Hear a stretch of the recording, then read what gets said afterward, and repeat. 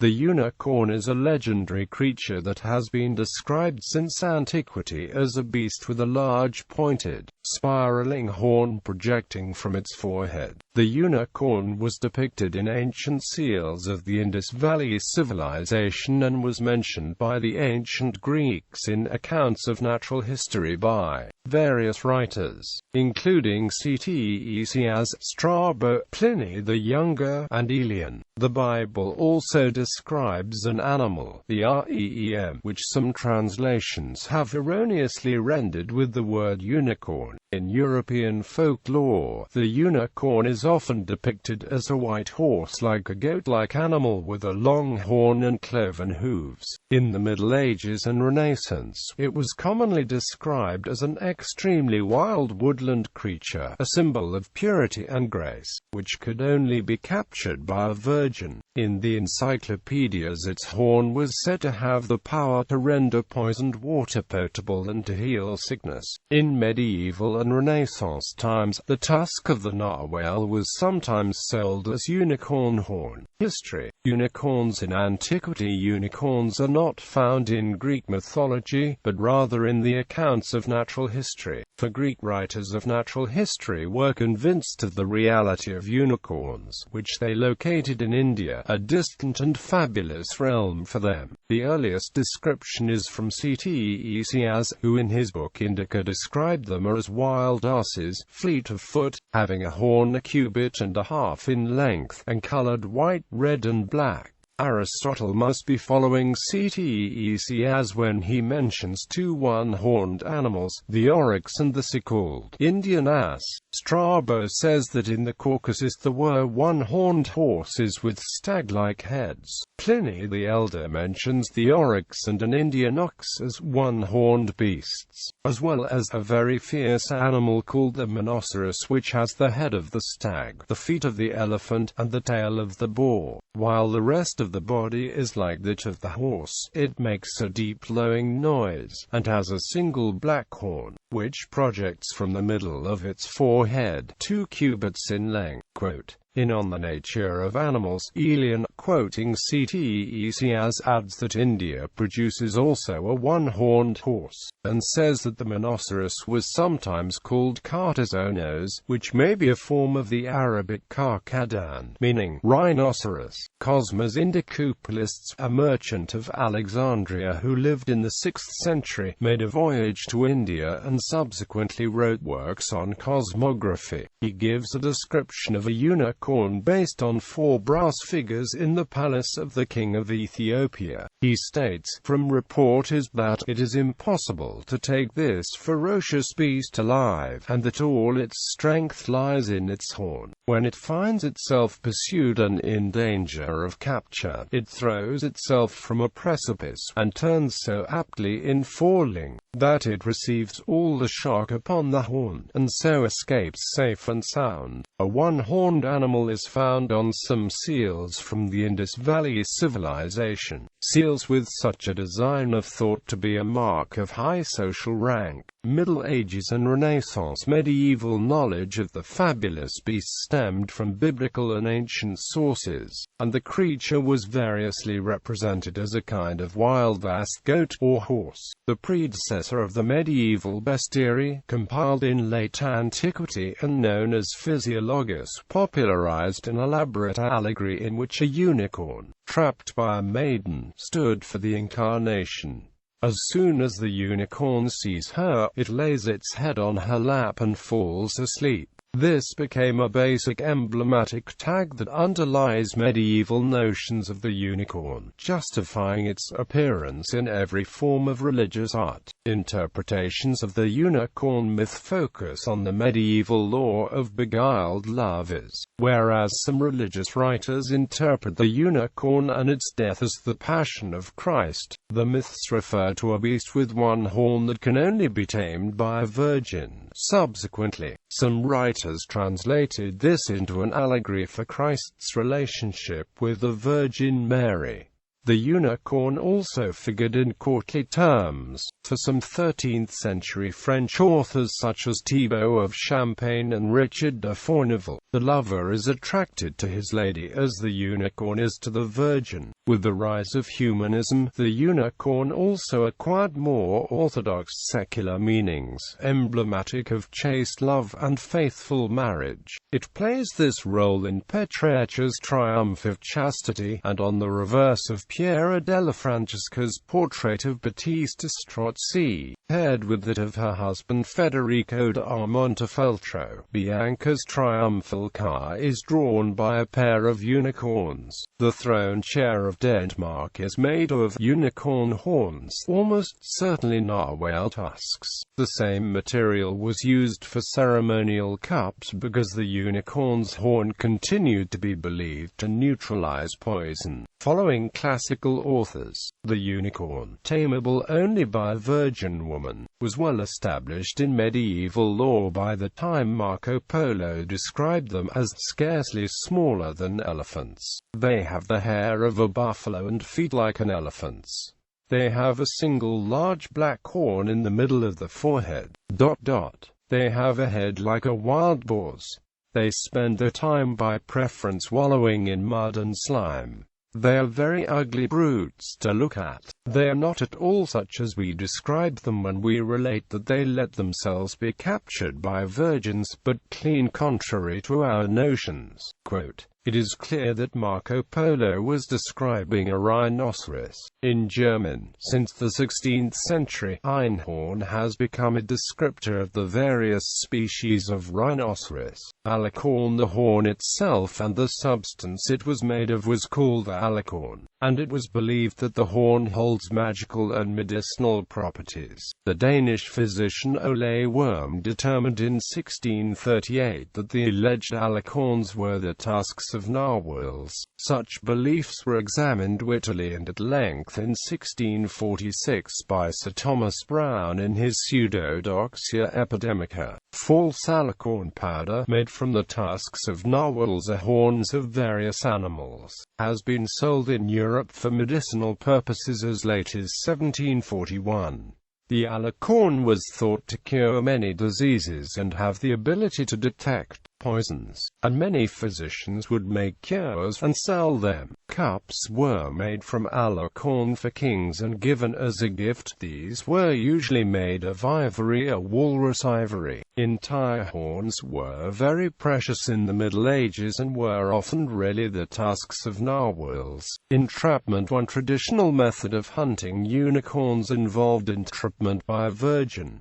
In one of his notebooks Leonardo da Vinci wrote, "The unicorn, through its intemperance and not knowing how to control itself, for the love it bears to fair maidens forgets its ferocity and wildness, and laying aside all fear it will go up to a seated damsel and go to sleep in her lap, and thus the hunters take it." The famous late Gothic series of 7 tapestry hangings, The Hunt of the Unicorn, are a high point in European tapestry manufacture, combining both secular and religious themes. The tapestries now hang in the Cloisters division of the Metropolitan Museum of Art in New York City. In the series, richly dressed noblemen, accompanied by huntsmen and hounds, pursue a unicorn against mille-fleur backgrounds or settings of buildings and gardens. They bring the animal to bay with the help of a maiden who traps it with her charms, appear to kill it, and bring it back to a castle. In the last and most famous panel, The Unicorn in Captivity, the unicorn is shown alive again and happy, chained to a pomegranate tree surrounded by a fence, in a field of flowers. Scholars conjecture that the red stains on its flanks are not blood but rather the juice from pomegranates, which were a symbol of fertility. However, the true meaning of the mysterious resurrected unicorn in the last panel is unclear. The series was woven about 1500 in the Low Countries, probably Brussels or Liège, for an unknown patron. A set of 6 engravings on the same theme, treated rather differently, were engraved by the French artist Jean Duvet in the 1540s.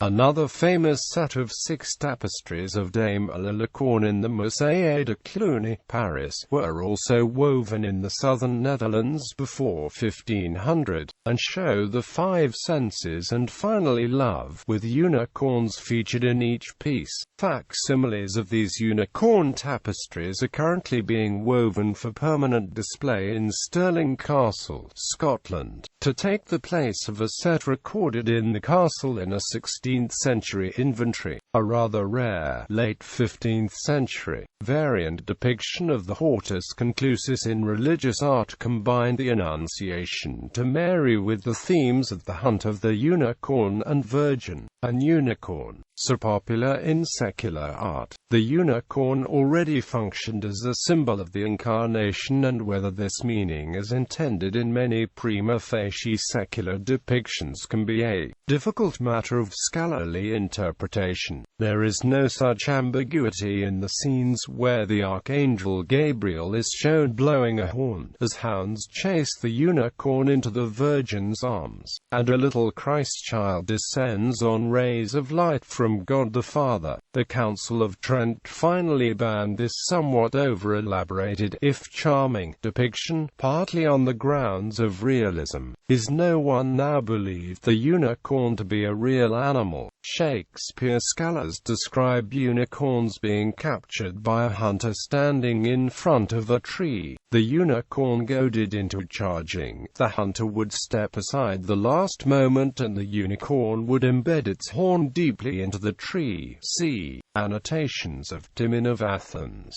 Act 4, Scene 3, c. line 341. Wert thou the unicorn, pride and wrath would confound thee and make thine own self the conquest of thy fury. Heraldry. In heraldry, a unicorn is often depicted as a horse with a goat's cloven hooves and beard, a lion's tail, and a slender, spiral horn on its forehead. Whether because it was an emblem of the Incarnation or of the fearsome animal passions of raw nature, the unicorn was not widely used in early heraldry, but became popular from the 15th century, though sometimes shown collared and chained, which may be taken as an indication that it has been tamed or tempered. It is more usually shown collared with a broken chain attached, showing that it has broken free from its bondage. Scotland. In heraldry, the unicorn is best known as the symbol of Scotland. The unicorn was chosen because it was seen as a proud and haughty beast which would rather die than be captured, just as Scots would fight to remain sovereign and unconquered. 2 unicorns supported the royal arms of the King of Scots, and since the 1707 union of England and Scotland, the royal arms of the United Kingdom have been supported by a unicorn along with an English lion.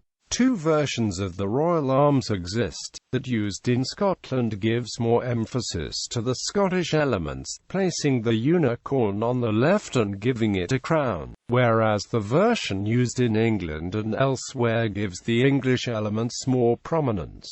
Golden coins known as the unicorn and half-unicorn, both with a unicorn on the obverse, were used in Scotland in the 15th and 16th century. In the same realm, carved unicorns were often used as finials on the pillars of mercat crosses, and denoted that the settlement was a royal borough. Certain noblemen such as the Earl of Kinnoul were given special permission to use the unicorn in their arms, as an augmentation of honor. The crest for Clan Cunningham bears a unicorn head. Gallery unicorns as heraldic charges. Unicorns as supporters. Possible origins. Hunts for an actual animal as the basis of the unicorn myth, accepting the conception of writers in antiquity that it really existed somewhere at the edge of the known earth, have added a further layer of mythologizing about the unicorn. These have taken various forms, interpreted in a scientific, rather than a wonder-filled manner, to accord with modern perceptions of reality. Fabricated evidence among numerous finds of prehistoric bones found at Unicorn Cave in Germany's Harz Mountains. Some were selected and reconstructed by the mayor of Magdeburg, Otto von Guericke, as a unicorn in 1663. Guericke's so-called unicorn had only 2 legs, and was constructed from fossil bones of a woolly rhinoceros and a mammoth, with the horn of a Noah whale. The skeleton was examined by Gottfried Leibniz, who had previously doubted the existence of the unicorn, but was convinced by it. Baron Georges Cuvier maintained that, as the unicorn was cloven-hoofed, it must therefore have a cloven skull, as if to disprove this drive. W. Franklin Dove, a University of Maine professor, artificially fused the horn buds of a calf together, creating the external appearance of a one-horned bull. Unicorn seals of the Indus Valley Civilization, the first objects unearthed from Harappa and Mohenjo-Daro. Major sites of the Indus Valley Civilization were small stone seals inscribed with elegant depictions of animals, including a unicorn-like figure, and marked with Indus-script writing which still baffles scholars. These seals are dated back to 2500 BC. The unicorn figures on the seals have been interpreted as representations of aurochs, a type of large wild cattle that formerly inhabited Europe, Asia and North Africa, or derivatives of aurochs. It is suggested that as the animal is always shown in profile, only one of the 2 horns is seen. Elasmotherium, a rhinoceros. One suggestion is that the unicorn is based on the extinct rhinoceros species Elasmotherium, a huge Eurasian mammal native to the steppes, south of the range of the woolly rhinoceros of Ice Age Europe. Elasmotherium looked little like a horse, but it had a large single horn in its forehead. It became extinct about the same time as the rest of the glacial age megafauna. However, according to the Nordisk Familiebok and science writer Willy Ley, the animal may have survived long enough to be remembered in the legends of the native European peoples as a huge black bull with a single horn in the forehead. In support of this claim, it has been noted that the 13th century traveler Marco Polo claimed to have seen a unicorn in Java, but his description makes it clear to the modern reader that he actually saw a Javan rhinoceros. More recent findings seem to place humans and the Siberian Elasmotherium in the same area at the same time. The fragmentary skull of an Elasmotherium sibiricum was found in Kazakhstan and carbon dated in 2015 as California. 30,000 years old. Skulls of modern humans found in the same area date back up to 45,000 years. This meaning that our species and this type of mammal possibly coexisted in western Siberia for thousands of years. Single-horned goat. The connection that is sometimes made with a single-horned goat derives from the vision of Daniel. And as I was considering, behold, a he-goat came from the west over the face of the whole earth, and touched not the ground. And the goat had a notable horn between his eyes. Neo-pagan antiquities researcher Timothy Zell and his wife Morning Glory also produced artificial unicorns dubbed the living unicorn, remodeling the horn buds of goat kids in such a way that the horns grew together into a single one. Zell theorized that this process might have been used in the past to create court curiosities and natural herd leaders, because the goat was able to use this long straight horn effectively as a weapon and a tool. Medieval art often depicts unicorns as small, with cloven hooves and beards, sometimes resembling goats more than horses with horns. This process is possible only with animals that naturally have horns. For a time, a few of these unicorns traveled with the Ringling Brothers circus. The narwhal, the unicorn horns often found in cabinets of curiosities and other contexts in medieval and Renaissance Europe. were very often examples of the distinctive straight spiral single tusk of the narwhal, an Arctic cetacean. His Danish zoologist Ole Worm established in 1638. They were brought south as a very valuable trade, and sold as horns from the legendary unicorn. Being of ivory, they passed the various tests intended to spot fake unicorn horns. As these horns were considered to have magic powers, Vikings and other northern traders were able to sell them for many times the weight in gold. Elizabeth I of England kept a unicorn horn in her cabinet of curiosities, brought back by Arctic explorer Martin Frobisher on his return from Labrador in 1577. The usual depiction of the spiral unicorn horn in art derives from these. The truth of the tusk's origin developed gradually during the Age of Exploration, as explorers and naturalists began to visit regions themselves. In 1555, Olaus Magnus published a drawing of a fish-like creature with a horn on its forehead. The oryx. The oryx is an antelope with two long, thin horns projecting from its forehead.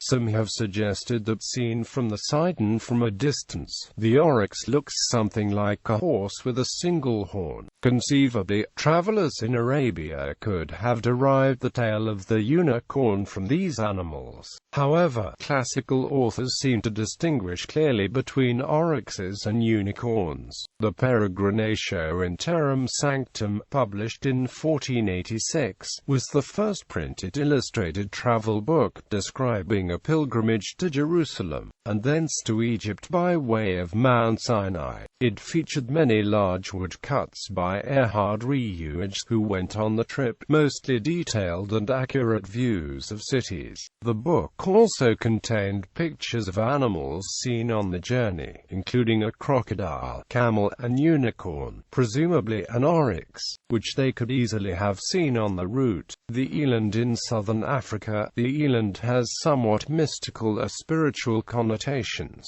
perhaps at least partly because this very large antelope will defend itself against lions and is able to kill these fearsome predators. Eland are very frequently depicted in the rock art of the region, which implies that they were viewed as having a strong connection to the other world, and in several languages the word for eland and for dance is the same, significant because shamans use dance as the means of drawing power from the other world. Eland fat was used when mixing the pigments for these pictographs, and in the preparation of many medicines. This special regard for the eland may well have been picked up by early travellers. There is a purported unicorn horn in the castle of the chief of the clan MacLeod in Scotland, which has been identified as that of an eland. Genetic disorders of horned or antlered animals. A new possibility for the inspiration of the unicorn came in 2008 with the discovery of a roe deer in Italy with a single antler. Single-antlered deer are not uncommon, however, the placement of the horn in the middle is very unusual. Fulvio Fraticelli, scientific director of Rome's zoo, has said, generally, the horn is on one side rather than being at the center. This looks like a complex case.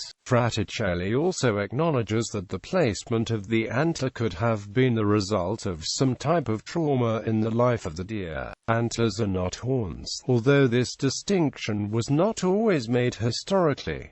Similar mythical animals. Biblical, an animal called the reem is mentioned in several places in the Hebrew Bible, often as a metaphor representing strength. The allusions to the reem as a wild, untamable animal of great strength and agility, with mighty horned horns, best fit the aurochs. This view is supported by the Assyrian Remu, which is often used as a metaphor of strength, and is depicted as a powerful, a fierce, wild mountain bull with large horns.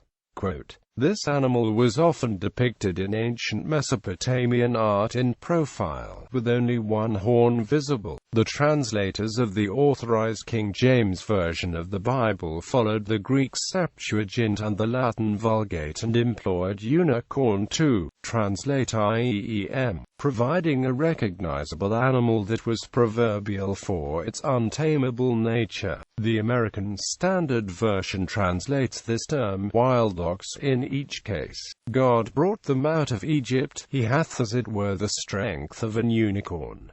Numbers chapter 23 verse 22. God brought him forth out of Egypt, he hath as it were the strength of an unicorn.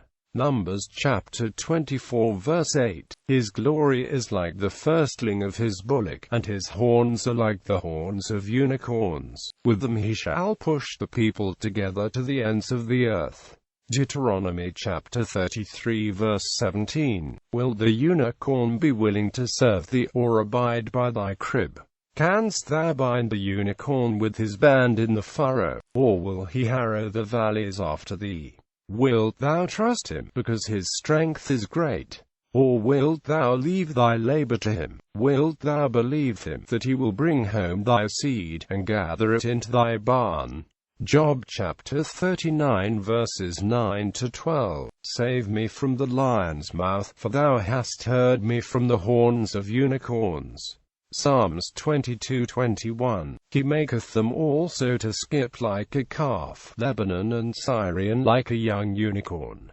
Psalms 29:6. But my horn shalt thou exalt like the horn of the unicorn. I shall be anointed with fresh oil. Psalms 92:10. And the unicorns shall come down with them, and the bullocks with the bulls, and the land shall be soaked with blood, and the dust made fat with fatness. Isaiah chapter 34 verse 7. The classical Jewish understanding of the Bible did not identify the REEM animal as the unicorn. However, some rabbis in the Talmud debate the proposition that the Tahash animal was a domestic, single-horned kosher creature that existed in Moses' time, or that it was similar to the Koresh animal described in Morris Jastro's Talmudic dictionary as a kind of antelope, unicorn. Chinese mythology. The Qilan, a creature in Chinese mythology, is sometimes called the Chinese unicorn, and some ancient accounts describe a single horn as its defining feature. However, it is more accurately described as a hybrid animal that looks less unicorn than chimera, with the body of a deer, the head of a lion, green scales and a long forwardly curved horn. The Japanese version more closely resembles the Western unicorn, even though it is based on the Chinese Qilan, the K-Lai of Vietnamese myth. Similarly, sometimes mistranslated, unicorn is a symbol of wealth and prosperity that made its first appearance during the Duong dynasty, about 600 CE, to Emperor Duong Cao after a military victory which resulted in his conquest of Taiwan. In November 2012, the History Institute of the DPRK Academy of Social Sciences, as well as the Korean News Service, reported that the Kiringal had been found, which is associated with a Kiran written by King Dong Maong of Goguryeo. Beginning in the Ming dynasty, the Qilan became associated with giraffes. After Zhang He's voyage to East Africa brought a pair of the long-necked animals and introduced them at court in Nanjing as Qilan. The resemblance to the Qilan was noted in the giraffe's ossicones, graceful movements, and peaceful demeanor. Shanhai Jing also mentioned Bo horse, a chimera horse with oxtail, single horn, white body, and its sound like person calling. The creature is lived at Honest Head Mountain. Guopu in his Jiangfu said that Bo horse able to walk on water. Another similar creature also mentioned in Shanhai Jing to live in Mount Winding Center as Bo, but with black tail, tiger's teeth and claws, and also devour leopards and tigers.